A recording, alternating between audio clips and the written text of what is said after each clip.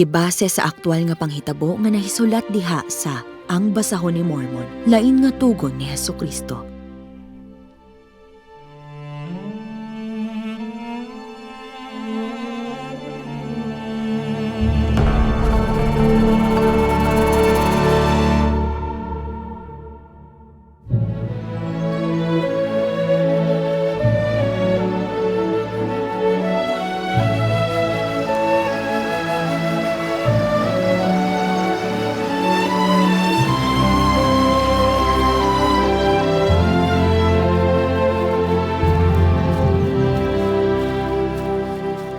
Wa na si Papa si Nephi nagplanong mangulo ka nato.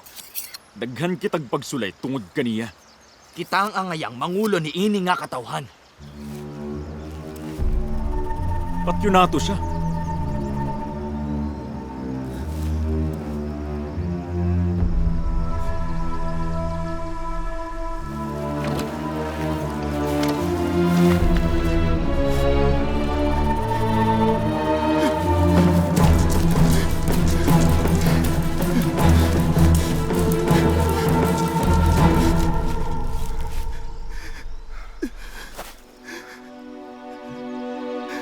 Ginoo,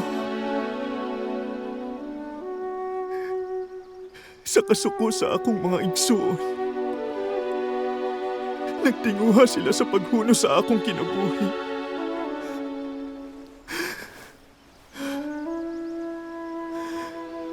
Ginoo, unsay imong pagbuot?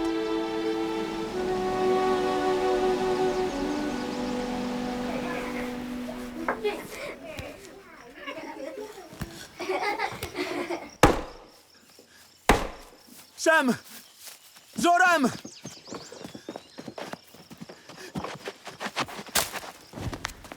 Nephi, ngano?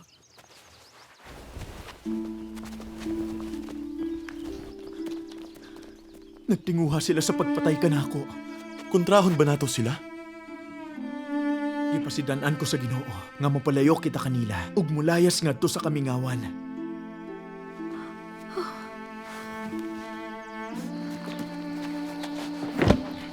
Kuhaon na ako, mga bata.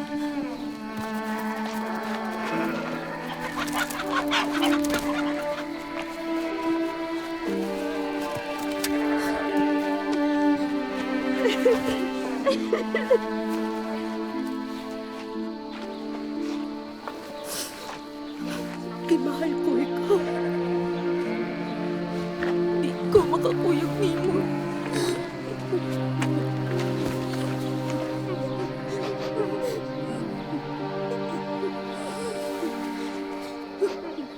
Gusto unta kong makuyog ka na mo.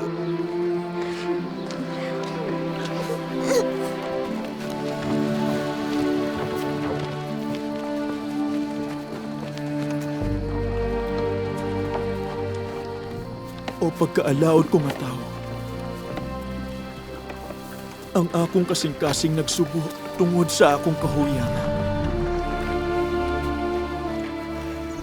Ang akong kalagmagulanon tungod sa akong kadautan.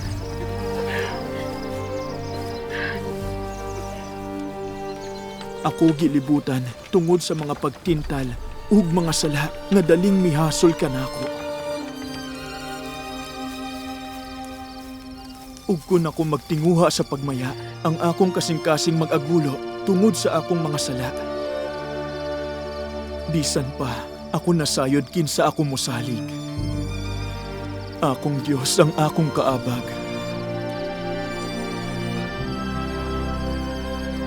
Siya mitagbaw kanako sa iyang gugma. Gani hangtod sa pagkaugdaw sa akong unod. Pagmata akong kalag.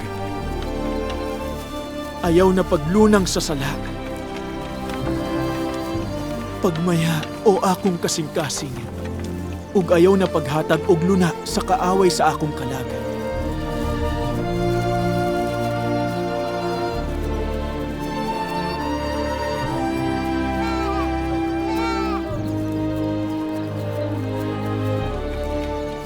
Pagmaya o akong kasing-kasing, pangamuyo sa Ginoo ug moingon. O Ginoo, ako magdahig kanimo sa kahangturan. Oo, ang akong kalag magmaya diha kanimo. Akong Dios ug lig-ong sukaranan sa akong kaluwasan.